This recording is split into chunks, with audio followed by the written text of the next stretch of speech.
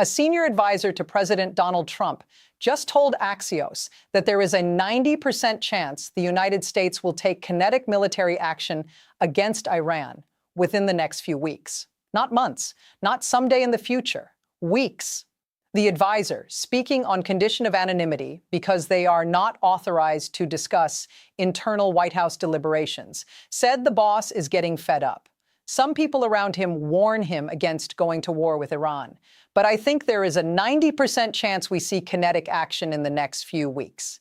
Kinetic action. That is military terminology for bombs, missiles, aircraft, and combat operations. This is not sanctions. This is not diplomacy. This is war.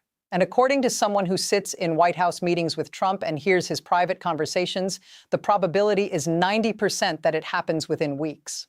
It is February 18th, 2026, and the world just learned that despite ongoing diplomatic talks in Geneva, despite progress on guiding principles, despite both sides exchanging draft texts, the Trump administration is preparing for a massive military campaign against Iran that could begin before the end of this month.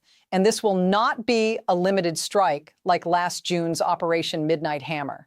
According to multiple sources cited by Axios, this would be a joint U.S.-Israeli campaign that is much broader in scope and more existential for the Iranian regime than the 12-day war last June.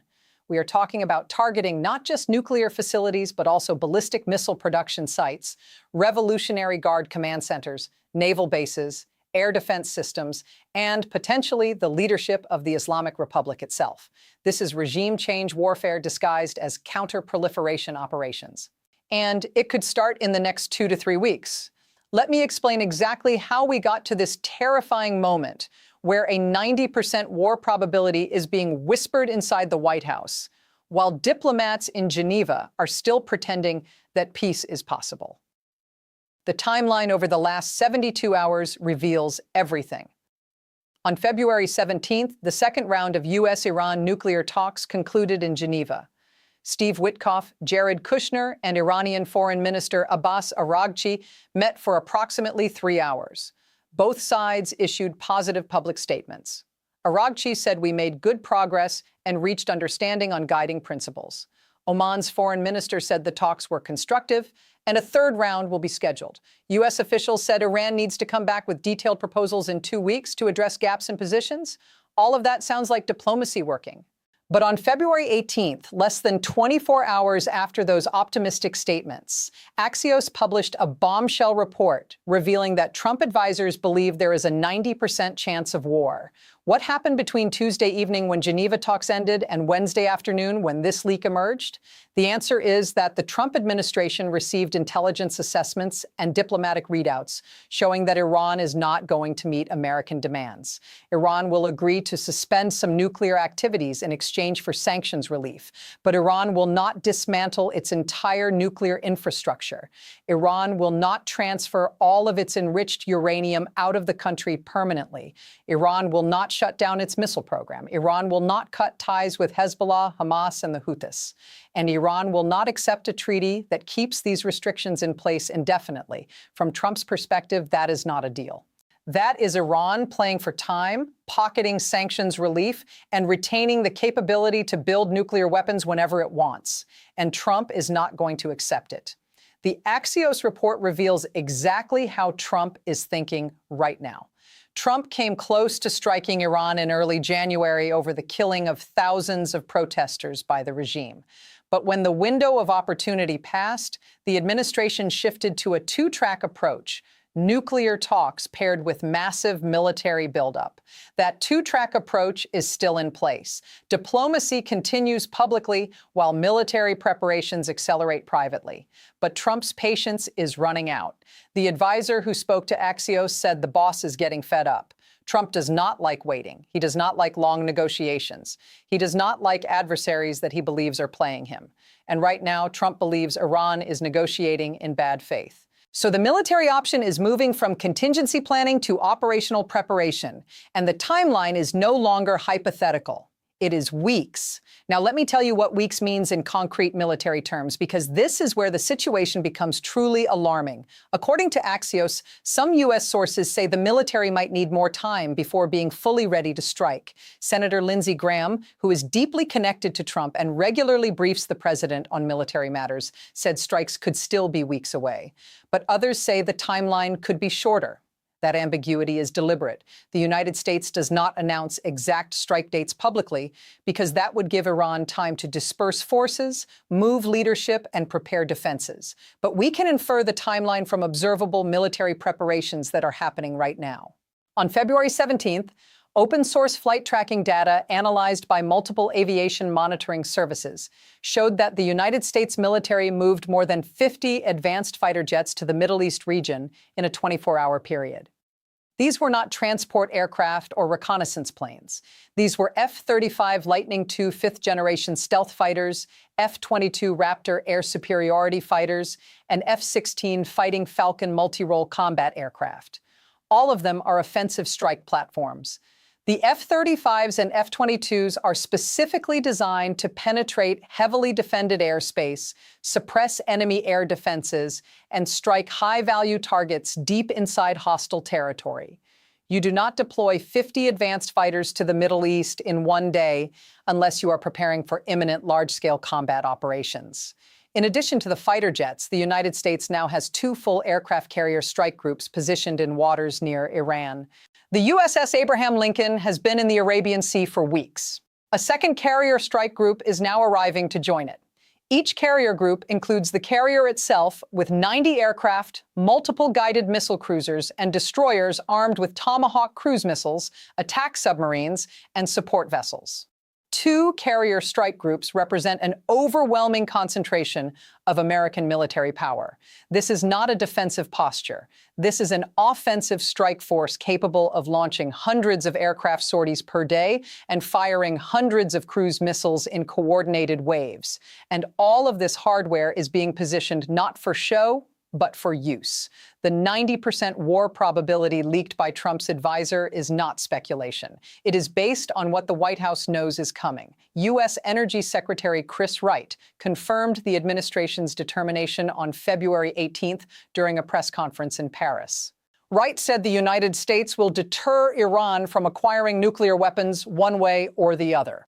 President Trump believes firmly we cannot have a nuclear-armed Iran. They have been very clear about what they would do with nuclear weapons. It is entirely unacceptable. So one way or the other, we are going to deter Iran's march toward a nuclear weapon. One way or the other. That is not diplomatic language. That is a threat. Wright is saying diplomacy is one option, but military force is equally acceptable if diplomacy fails. And diplomacy is failing. JD Vance, the Vice President of the United States, gave an interview on February 18th where he admitted that Iran has not yet acknowledged all of Trump's red lines. That is diplomatic code for Iran is refusing key American demands. During the Geneva talks, the United States presented Iran with several non-negotiable red lines: complete suspension of uranium enrichment to weapons-grade levels, permanent transfer of all highly enriched uranium out of Iran, dismantlement of advanced centrifuges, full IAEA inspection access to all facilities, including military sites, limitations on ballistic missile development and production, ending support for proxy forces in Lebanon, Gaza, Yemen, Iraq, and Syria, an acceptance of snapback sanctions if Iran violates any provision. Iran's position is that they will agree to temporary suspension of some nuclear activities in exchange for sanctions relief. But Iran will not accept permanent dismantlement of its nuclear program. Iran will not give up its missiles. And Iran will not abandon Hezbollah and Hamas. Those are Iran's red lines. And according to Vance, Iran has not acknowledged Trump's red lines, meaning Tehran is refusing to budge on issues that Washington considers non-negotiable. When both sides have incompatible red lines, diplomacy cannot succeed. And when diplomacy cannot succeed, war becomes inevitable. The Axios report provides chilling details about what this war would look like. It would not be a repeat of last June's Operation Midnight Hammer, which was a 12-day campaign focused primarily on destroying Iran's three main nuclear enrichment facilities at Fordow, Natanz, and Isfahan. That operation was successful in severely damaging Iran's nuclear infrastructure, but it left Iran's conventional military largely intact. This time, according to sources familiar with planning, the operation would be much broader. It would be a joint US-Israeli campaign targeting Iran's nuclear program, ballistic missile capabilities, and military infrastructure. The goal would not just be setting back Iran's nuclear timeline, but fundamentally weakening the Islamic Republic to the point where the regime's survival is threatened. This is regime change through military degradation. Destroy enough of Iran's military power, cripple its economy through continued sanctions, and hope that internal unrest finishes the job. The operation would likely unfold in multiple phases over weeks rather than days. Phase 1 would be air and missile strikes destroying Iran's air defense systems to establish air superiority. Phase 2 would target ballistic missile production facilities, storage depots, and launch sites across the country. Phase 3 would hit nuclear facilities that have been rebuilt since June. Phase 4 would strike Revolutionary Guard bases, command centers, and leadership targets. And Phase 5 would potentially include naval operations to enforce a blockade of Iranian oil exports and prevent Iran from threatening shipping in the Strait of Hormuz. Israel's role in this campaign would be significant. Israeli military officials have been telling U.S. counterparts for weeks that Israel is preparing for a scenario of war within days, according to two Israeli officials cited by Axios. Israel is pushing for what the report calls a maximalist scenario, targeting regime change as well as Iran's nuclear and missile programs. Prime Minister Netanyahu has made clear that Israel will not accept a nuclear deal that excludes missiles. And Netanyahu has told Trump that if diplomacy fails, Israel is ready to act with or without American support. But Netanyahu would much prefer a joint U.S.-Israeli operation because American military power exponentially increases the damage that can be inflicted on Iran.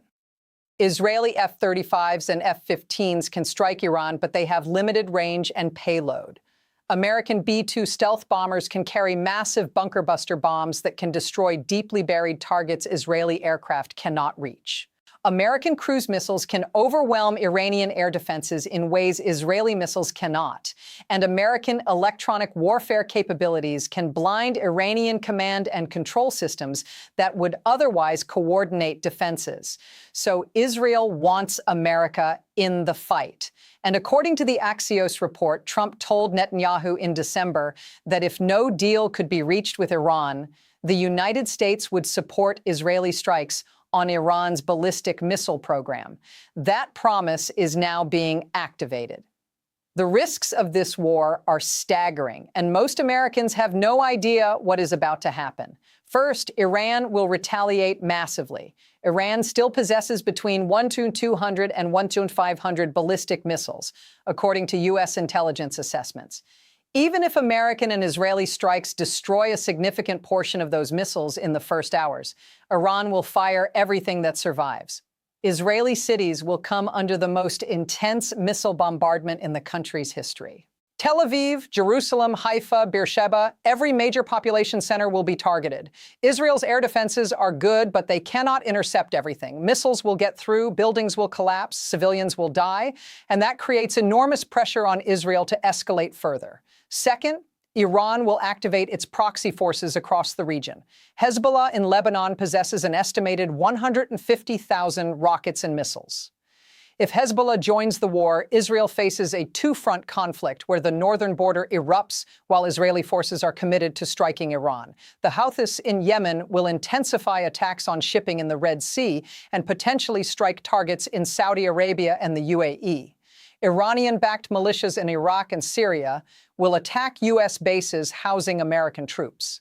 Iran could attempt to close the Strait of Hormuz, through which 21% of the world's oil flows. Even a temporary closure would cause oil prices to spike above $150 per barrel, triggering a global energy crisis and potentially pushing the world economy into recession. Third, the war could draw in other powers. Russia has military forces in Syria and a strategic partnership with Iran. If American strikes hit targets where Russian advisors are present, Moscow could respond. China depends on Iranian oil and has invested billions in Iranian infrastructure.